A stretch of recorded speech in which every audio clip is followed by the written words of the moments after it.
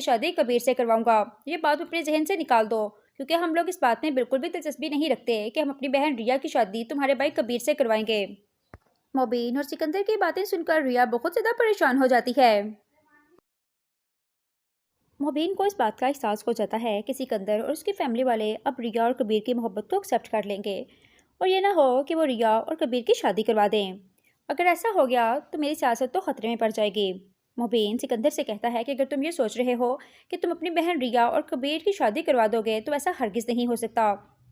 یہ بات سن کر سکندر کہتا ہے کہ کبیر نے میری بہن ریا کی جان بچائی تھی، میں تو صرف اس کا شکریہ ادا کرنے آیا تھا، لیکن جہاں آ کر مجھے پتا چلا کہ آپ لوگ تو کچھ اور ہی سوچ رہے ہو۔ مبین کہتا ہے کہ میں جو بھی سوچ رہا ہوں بہت اچھے سے سوچ رہا ہوں کہ تم آخر سب کچھ یہاں پہ کیا کرنے آئے ہو۔ یہ بات سن کر سکندر کہتا ہے کہ مبین تم ایک سیاستدان ہو اور سیاستدان والی ہی بات کرو گے، تم کبھی سنجیدہ ہو ہی نہیں سکتے۔